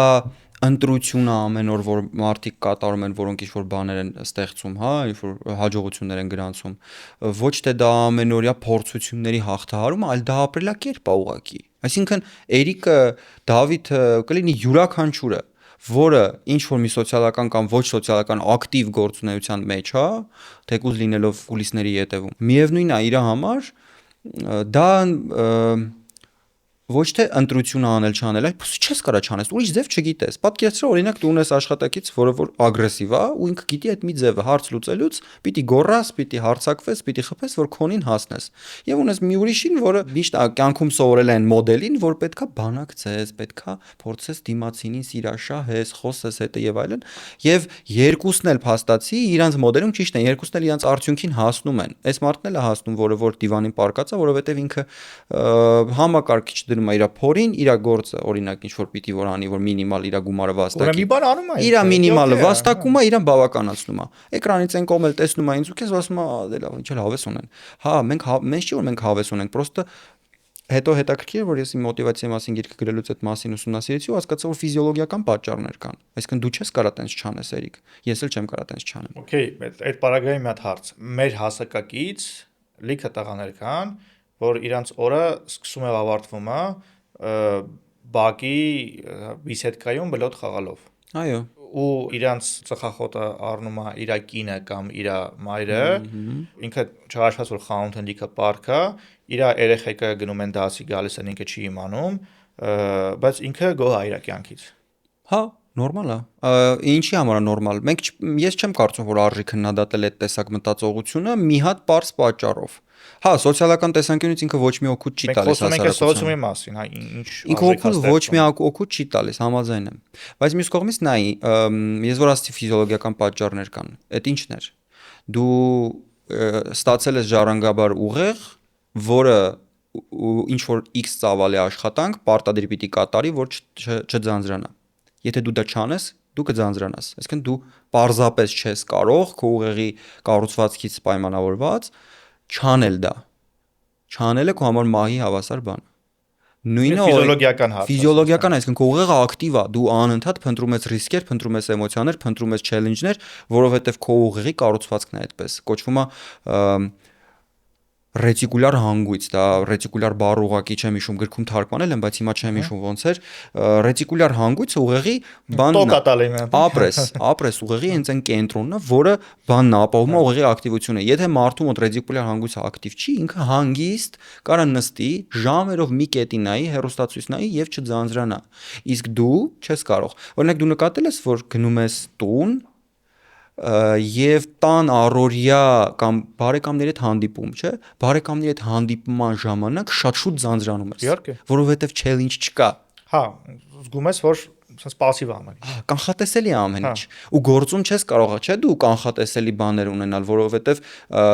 դրա համար չես ընտրել առավոտը 9-ին գնալ աշխատանքի, երեկոյան 6-ին վերադառնալ, որովհետեւ այդտեղ կանխատեսելիությունը մեծ է։ Եթե որոշում չկա։ Ես վերջերս ինձ ինչի վրա էի բռնացրել, որ մեր ամբողջ օրը որոշումների շղթա է։ Դու արտնացար, հա, որոշում ես պայմանական ինչ հագնվել։ Դու եկա տնից որոշում ես, հա, ինչ ճանապարհով գնալ աշխատանքի եւ այլն, ու արդեն գալիս ես աշխատանքի անընդհատ որոշումների ցիկլ, իսկ քո ասած, հա, բարեկամների հետ չգիտեմ, ընթրիքի ժամանակ, դա ինչ կա որոշելու եւ ընդհանրապես չեմ, ես ուտես, թե իմս ուտես։ Այսինքն քո ասած challenge-ը իրոք շատ քիչ է, որովհետեւ պետք չկա պատասխանատու որոշումներ, դա չկա այն, հա, ռիսկ չկա, ադրենալինը չկա։ Ու այդ առումով նաև հետաքրքիր է այն փաստը, որ եթե մարդը անում է, աշխատում է ու իր մոտ ուղեղը որակի ուղեղով պայմանավորված այդպիսին է ինքը, միշտ հակված է բոլորին բանանել, մեղադրական ու հաճախ դառնում է դա մեղադրական։ Իմ նախորդ հյուրերից մեկի, իմ ընկեր Ռոբերտի հետ որ խոսում էինք, այդ մասին, որ այս հաջողության կուլտուրան, այն որ մարդիկ են եղել, որոնք որ ուղեղի աշխատանքով պայմանավորված շատ ակտիվ են, իրանք պիտի անպայման մի ռիսկի գնան ու հետեւաբար, եթե դու վերցնում ես 1 միլիոն մարդու, որոնք հակված են ռիսկի, բնականաբար այդ 1 միլիոնի մեջից 1000-ը կդառնան շատ հաջողակ ու կգնան ոդքասթների կսկսեն պատմել, որ ճիշտ ձևը դա է, իսկ այն մարդիկ, որոնք այդպեսին չեն, սխալ է։ Իսկ ես ուզում եմ քեզ հարցնել, կարծում ես ճիշտ է այն հաշվի առնելով այն փաստը, որ մեր ուղեղից է այդ գալիս, որ մենք չենք կարողանում մենք տեղը տիտիկ լինենք հանգիստ։ Հաշվի առնելով այն փաստը, որ մենք այդպեսին ենք, նորմալ է արդյոք քննադատել պասիվությունը ու պասիվ սոցիալական կյանքը։ Քննադատել ես երբեք չեմ սիրել ու չեմ անում, հա, որովհետև ասում եմ թող չեմ։ Քարկցի ով։ Քննադատելու մասին չի խոսքը։ Խոսքը մեր քննարկած արժեք ստեղծելու մասին է։ Եթե ես sense եմ նայում, եթե մարդը գոհ է իրանից, գոհ է իր կյանքից, իրան բավականություն է պատճառում այն ինչ որ ինքը անում է, էական ինչ որ բան անում է, թե չի անում։ Ուրեմն օքեյ է, եթե ինքը չի խանգարում, ես աշխարհի ամենատոլերանտ մարդկանցից եմ։ Բայց բոլորն էլ չպետք է արժեք ստեղծեն։ Իսկ որ բոլորը արժեք ստեղծեն, ոնց որ արժեքը կարժեզրկվի։ Կոնկուրենտներ կարաշ։ Արժեքը Հա, կարժեզրկվի։ դա էլ կա, չէ, այդ մարդիկ պետք է լինեն, նորմալ է։ Իրենք պատմականորեն եղել են ու պետք է լինեն։ Ստե խնդիրը նրանում է, ինչքանով է տարբերվում, խոսեցինք, հա, ուղեղի աշխատանքից եւ այլն, էզևի մարկանց ու էզևի մարկանց։ Մենք խոսեցինք այդ Aurora-ի drive-ի մասին, ես չեմ պատկերացնում իրանք ոնց որ ինչ են զգում այդ բանը, օքեյ է, թե drive-ի կարիք իրանք էլ են ունենում։ Եթե ունենան, ես գտնում եմ, որ չես կարա չանես, պետք է անես։ Օրինակ, մարդ, որը ձանձրալի կյանք է ապրում, որ կգժվի, ինքը պիտի ինչ-որ մի բան անի։ Եթե մարդու ուղեղը հանգիստ է պարկած դիրքում երկար մնալով կամ սոցիալական պասիվ կյանք ապրելով, տնից օրերով, շաբաթներով դուրս չգալով, շփում չունենալով, գործ չնախա ռիսկ չզգալով եւ այլն, եթե այդ մարդու օրգանիզմը այդ շատ հետաքրքիր է, որ այդ ամեն ինչ շատ հեշտ արտահայտվում է գործողություններում։ Սովորություն է դառնում այդ ամեն ինչը։ Չկա տենց բան։ Ես կարծում եմ չկա տենց բան։ Գուցե ինչ որ ուսումնասիրություններ լինեն այդ թեմայի շուրջ, բայց նորից շեշտում եմ, որ կարծում եմ, որովհետև կարծիքա դա չեմ ուսումնասիրել, որովհետև նոր գրքի համար պիտի ուսումնասիրեմ այդ թեմաները։ Հետաքրքիր է ինչ ես դու մտածում այդ առումով բիզնեսմենների, այս նույն հարցը խոսել եմ իդեպ Ռոբերտի հետ ու հետաքրքիր է նաև դու ես գործարար քո կարծիքը։ Ոնց ես վերաբերվում այդ գաղափարին, որ գործարարները հաճախ գովաբանելով գործարարությունը եւ դա որպես սոցիալական արժեք ստեղծելու բարձրագույն ֆորմա ներկայացնելով նպաստում են նրան, որ աշխատակիցները, որոնք լսում են դա, սկսում են թերարժեքություն զգալ։ Շատ լավ հարց է տալի Դավջան։ Ասում եմ այդ էպիզոդը պետքա նայեմ, որ եթե դուրս գա։ Հետաքրքիր Ռոբերտ ինչա պատասխանել։ Արի սկսենք մտ բառից, հա, գործարար, այսինքն արարելու մասին է, չէ, արդեն իսկ խոսքը։ Երբ որ եթե նշենք, որ գործարարությունը արժեք է ստեղծում, դա ինձ թվում է միանշանակ է։ Եթե նայենք քո ասոցիացիան Կիոսակի տեսությանն է հա տանում, որ մարդը եթե ինքը վարձու աշխատող է, ուրեմն դա լավ չի եւ այլն, մարդ ընկնում է Նապոլեոն Հիլախարը տենց բոլորը արնետավազքի մեջ, ես դրան համաձայն չեմ, ինձ թվում է դա տենց մի քիչ ավելի շատ միֆ է, որովհետեւ գործարարությունը նախ հեշտ բան չի, երկրորդը ես միջև գործարարության մեջ եղել եմ վարձու աշխատող, էլի շատ գոհ եմ եղել իմ կյանքից։ Ես չասեմ պատահական, բայց sense ավտոմատ process-ների բերումով եմ եկել գործարարության։ Ու չեմ բացառում, որ հա կարող օրից մի օր ես էլ լինեմ վարձու աշխատող, որը այստեղ ոչ թե լավի ու վատի հարցն է, ոնց որ քննարկում էինք ուղեղի աշխատանքի տարբերությունը կամ մարդու կոմֆորտ զոնայի մեջ լինելը։ Այն մարդը, որ չի սիրում շատ ռիսկեր, սիրում ավելի ստաբիլություն, արագ փոփոխությունների կողմնակից չի, բնականաբար վարձու աշխատանքը ավելի հարմար է իրանց համար։ Եվ դա նորմալ է։ Ու լրիվ նորմալ է։ Նախ եթե լինեն բոլորը վարձու աշխատող չլինի գործարար, կամ եթե լինի բոլորը գործարար, չլինի վարձու աշխատող։ Տպավորություն, որ մենք ուզում ենք, որ բոլորը բացառիկ լինեն ու բոլորը առաջնորդ լինեն ու բոլորը ինչ որ sense բան է գնում, սխալ ռոպագանդա է գնում նաև գրականության մեջ երբեմն, որ գործարար լինելը էդի այն բանն է, հայ, քո ասած սոցիալական բուրժուի ինչ որ բարձրագույն բան է։ Չէ, որոշում է ընդամենը։ Այո։ Որոշում է ու ես գիտեմ լիքը գործարարներ, որ իրանք հիմա շատ կուզեին լինել վարձու աշխատող ոչ թե գործարար, բայց արդեն Ռուբիկոնը անցած է, արդեն չեն կարա։ Այստեղ ընդհանրապես որոշման հարց է ու քո առօրյան ճիշտ կազմակերպելու հարց է։ Ավելի շատ վատ են վերաբերվում նրան, երբ որ վարձու աշխատողն է մտածում, որ всё գործարարությունը ամենալավ բանն է, ու ես məsած պետք է ամեն ինչ անեմ, որ դառնամ գործարար։ Ինչի ով է քեզ խանգարում, էլ ես փող աշխատում։ Ու նի ֆակտ որ գործարար դառնաս, ավելի շատ փող ես աշխատելու։ Դա էլ է տենց մի քիչ միֆ էլի։ Մարդկանց մոտ տպավորություն է, թե ընկերությունն ունի կապիտալիզացիա, ուրեմն դու ունես շատ փող։ Ուրեմն հարուստ ես։ Մեր ոդքասթին եւ ինձ որպես հեղինակ աջակցելու համար արդեն հնարավորություն ունեք ոչ միայն լայքելով եւ դիտելով, այլ նաեւ ֆինանսապես։ Patreon-ում մեզ աջակցելով կնպաստեք նրան, որպեսզի Homodeus-ը լինի ավելի որակյալ եւ իհարկե երկարատև։ Բաժանորդագրվելու համար անցեք այս QR կոդով եւ դարձեք մեր աջակիցը։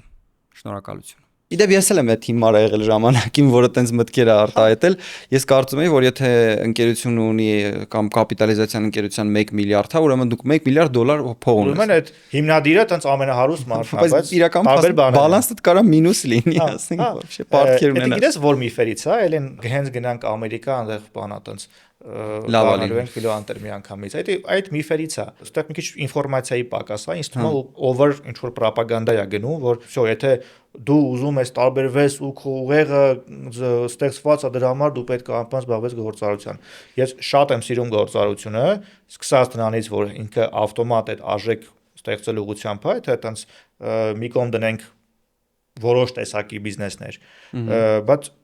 իմ կարծիքով մասնագետը, եթե ինքը լավ մասնագետ է, ինքը պետք է ավելի շատ մտածի իր hard եւ soft skill-երը լավացնելու ուղղությամբ, մասնագիտական սանդուղքով բարձրանալու ուղղությամբ, քան գործարարության մասին, որովհետեւ տենց ինքը ավելի է իրան դիվերսիֆիկացնում ու իր հետագա եկամուտները դիվերսիֆիկացնում։ Հետո շատ հատկանշական է, որ գործարարությունը հաճախ ինովացիա չի ենթադրում, հա։ Գործարարը իր վրա ռիսկն է վերցնում, բայց ինովացիան անում են օրինակ գիտնականները, մտածողները, մարդիկ, որոնք կարող են ժամանակ գտնել օպերացիոն process-ներից դուրս մտածել նոր ինչ-որ բաների մասին։ Հաճախ բիզնեսմեններն են այդ ամեն ինչը մտածում, որովհետև այլ ճար չունեն փող աշխատելու, պիտի մի բան մտածեն։ Ինովացիա լինի, որպեսզի նոր product ստեղծվի։ Բայց ի վերջո այդ գործարարի հաջողությունը հո գործարարից չի, նաև թիմից է գալիս։ Եթե թիմը վատն է, անառողջ միջավայր է, այդ գործարարը որքան հեռու կարա գնա ինքն իրանով։ Ինքը որպես մասնագետ կարա լավ ինչ-որ միտեղ աշխատի, բայց որպես գործարար ժամանակի ինտերվալով եմ էլի ասում, որովհետև եթե նայենք 3 տարվա կտրվածքով, գուցե 3 տարի լավ փող աշխատի, բայց 20 տարի կարա լավ փող աշխատի։ Ոչ մի գործարար առանց լավ թիմի իրանից ոչ մի բան չի ներկայացնում։ Ինչը հասնում գործարարից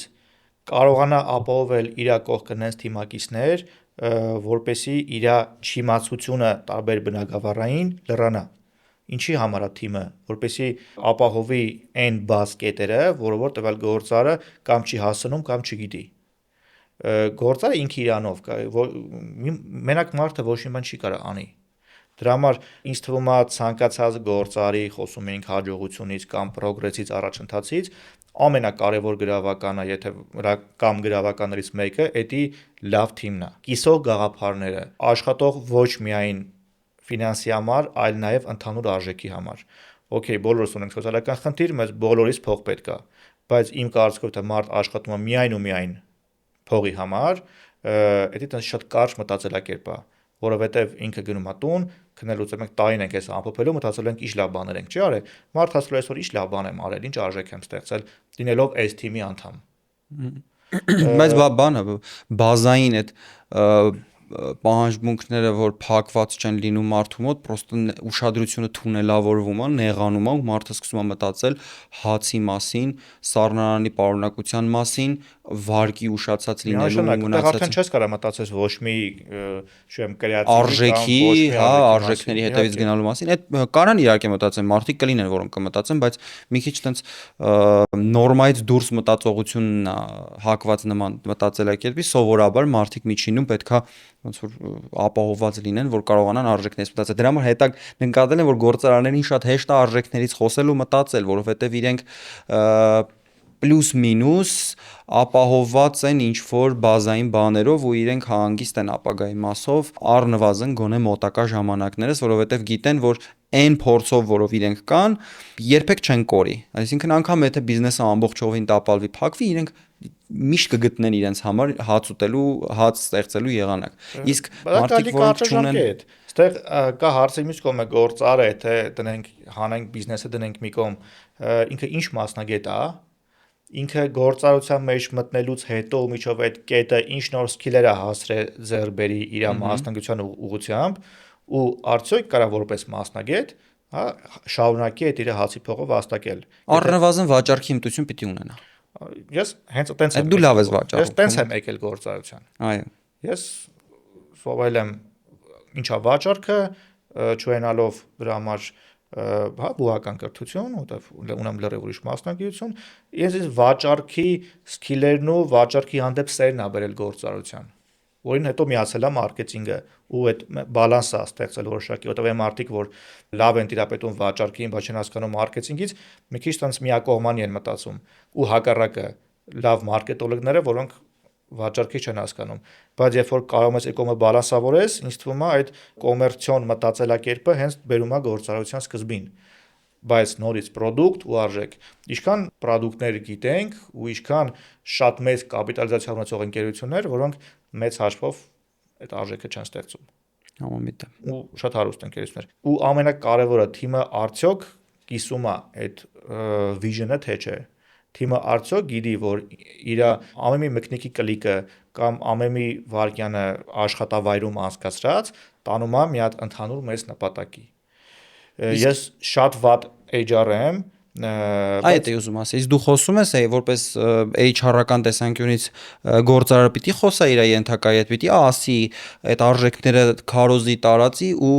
սովորեցնի, որ թե դա պիտի մարդիկ ունենան այդ արժեքները, պիտի գան այդպես արժեքներով մարդիկ։ Չէ, չես կարա մարդուց պահանջես այն իմանալ, որ ինֆորմացիան ինքը չունի, կամ մարդը ունի շատ լավ քթիծակ ավտոմատ հասկանում այդ արժեքը, կամ բնականաբար պետք է խոսել։ Բայց այդտեղ մի հատ ուրիշ բան կա, ինձ թվում որ շատ լավ օգնում է, էդի մարդկանց սկսել ճանաչելու փորձն է։ Որովհետև եթե ասի վատ HR եմ, բայց ինչն է ինձ օգնում, որ մի քիչ կարող եմ մարդկանցից գլուխ անել։ Այս մարդը քոնն է, թե քոնը չի, քոնը ասելով թիմին է, քո արժեքները կիսողը։ Եթե ամենաաշխարհի ամենալավ մասնագետը իմ կարծիքով չկիսի այն արժեքները, որ դրված է թիմում, միանշանակ չես կարող առաջ գնաս այդ մարդու հետ։ Այո, ամենայն դեպս եթե ինչ-որ բան ստեղծվի, դրանով ոչ մեկ ոգևորված չի լինի։ Ուղղակի դա կլինի ինչ-որ կարճաժամկետ լուծում կլինի, ենթադրում եմ, բայց ռեալ պրոգրես չես կարող ակնկալես, հա։ Հեռու գնալու համար վստահություն է պետք, հավատ է պետք իրար հանդեպ, համախմբվածություն, թե չէ, եթե տարաձայնությունները շատ են ու տարակառուցությունը մեծ, հեռու այդպիսի թիմը չի գնում, համասեռություն չկա։ Երկու հատ կծող հարց։ Եթե այսօր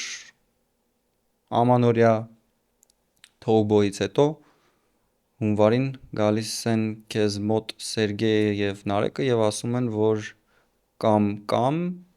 երկուսից մեկին պետք է ընտրես, որովհետեւ իրար հետ ունեն այն նույն կոնֆլիկտները, որ ունեցան օրինակ Հայկոն Մկոն, որ ունեցան Հովոն Ռաֆոն,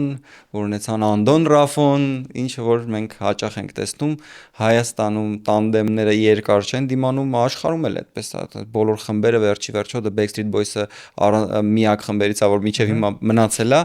մնացած բոլոր խմբերը բաժանվել են առանձին են երգում։ Հիմա հարց, եթե հիպոթետիկ, պրոստը ամանորյա թողարկումը մի հատ ինչ-որ տենց հարց պետքա լիներ էլի։ Եթե Սերգեյն ու Նարեկը որոշեն մի օր առանձնանալ, բաժանվել, ում հետ կմնայիր աշխատել, ում հետ կաշխատեիր։ Ես պատկերացնում եմ, որ դու սպասում ես անուն հնչի։ Խնդրում եմ անուն տուր էլի։ Շատ եմ դիվանագիտական պատասխաններ չէ՞ կարա տալ։ Գիտեմ կարաս ասես ես կասեմ իրենց, որ իրենք երկուսն էլ կարևոր են ինձ համար։ Խնդրում եմ, մեկի անունը կտա։ Հա, կտամ վերջում, բայց ասեմ, էդ էլ պարզաբան եմ։ Նախ մի բանա գործնական փոխհարաբերությունների, բանա ընկերական փոխհարաբերությունները, որոնք երկուսն էլ շատ կարևոր մակարդակ ունեն ու շատ կարևոր բան են ենթադրում։ Նման տիպ իրավիճակում ես ենթադրում եմ, որ կընտրեի մենակ լինել, ոչ թե ինչ որ մեկի հետ, բայց եթե դիտարկենք զուտ աշխատանքային process-ներով, զուտ աշխատանքային Նարեկի։ Այսինքն Նարեկը աշխատանքի մեջ ավելի բանա։ Հայկետ ավելի շատ ենք աշխատում։ Հրաշալի։ Սերգեյ Ես ջան։ չցրեցի հարցը։ Հա, տեսար պատասխանես։ Սերգեյ ջան, բայց ես քեզ ավելի շատ եմ սիրում։ Միշտ կարելի է։ Լավ, վերջում ինչ կմաղթենք մեզ դիտող մարդկանց, որոնք մի քանի օրից ընդամենը դիմավորելու են լրիվ նոր տարի իրենց հերթական նոր տարին կյանքում։ Նախ կուզեմ էլի տան չգտնելով շաբլոն, շնորհակալություն հայտնենք մեզ դիտողներին, ինչի, որովհետև մեզ դիտողները լավ ֆիլտրում են կոնտենտը։ Լավ, ես ինչ չմցնեմ այս թեմայի մեջ, քեզ դիտողները, տենց մեր ամաներա հաղորդում է տենց խոսենք դեսից դենից, ենթադրում եմ որ ես մի օր ավելի տենց մասնագիտական զրույց կունենանք։ Շնորհակալություն հայտնենք, որ կարողանում են ֆիլտրել, ընտրել լավ կոնտենտ։ Կներես մեր համատե Homodeus-ը չնայած ես եմ մտածել կամ գաղափարական մասն իմն է, բայց ի վերջո տեխնիկական աշխատանքները նույնպես շատ կարևոր մաս են կազմում Homodeus-ի ստեղծման համար։ Մենք այդ համատեղ ենք անում ու այնպես որ կարող ես հանգիստ ասել, որ դա մեր պրոյեկտն է, որովհետև Մեծ սիրով ու հպարտանում եմ դրանով, որ կարողանում ենք այս պրիզմայում եւս արժեք ստեղծել ու մանավանդ դու նենց ես ֆիլտրում հյուրին, թե գիտական, թե մասնագիտական ունակությունով, որ իրոք այդ արժեքը ստեղծվում է ու տալիս է, հա, շատ լուրջ կրթական բազա։ Ու շնորհակալությունից հետո ինձ թվում է շնորհավորելով բոլորի նոր տարին, մաղթել պրոդուկտիվ, էմոցիոնալ, պոզիտիվ ու հավեսով կայֆ տարի։ Ես էլ իմ կողմից մաղթեմ 2027 թե 26 որն էր գալիս, այնքան խառն է 26-ն է գալիս։ Թող 26 թվականին առաջին հերթին սփինի գործերը շատ լավ լինի ու ուզում եմ նշել, որ այս տարի եւս մեկ անգամ սփինը ինձ օգնեց այն պահին, երբ դրա կարիքը կար, չմանրամասնեմ։ Երկրորդ, ուզում եմ մաղթել մեզ դիտող մարդկանց միշտ պահել վերլուծական մտածողություն, այսօր շատ խոսեցինք վերլուծական մտածելու մասին, այս աղմուկի մեջ գտնել իրենց անկյունը, Homodeus-ը, որ կտա հնարավորություն չկորցնել այդ զգացումը, որ մենք ի վերջո բանական էակ ենք հենց նրա համար, որ կարողանում ենք հարցեր տալ եւ կասկածել, հետեւաբար թող հաջորդ տարին ձեր կյանքում լինի բոլորը փող ու առողջություն են մաղթում, ես մաղթեմ բացահայտումների տարի։ Ու այն երախուն չկորցնեն։ Այո, հիմա պիտի գիտես ինչ լինի, հիմա մեր մոնտաժնիկին կխնդրենք սենց երաժշտություն կդնի, սենց ցն ու ստեղից սենց ձյուներ կգան ու մենք գնանք խմելու նոր տարին նշելու։ Նշենք։ Այո, գնացինք, շնորհակալություն։ Այսքան։ Բլինչիկներ կա, Իսկ սենց նշելու։ Աբան մենք օֆիսում բլինչիկ ֆուդ Բանը տես հավես է տալիս, չէ՞, նոր կարող ես։ Հա, ինչ-որ շունչ զգացիք, ինչ-որ ձեն լսեցիք, որ Էսմեր պապ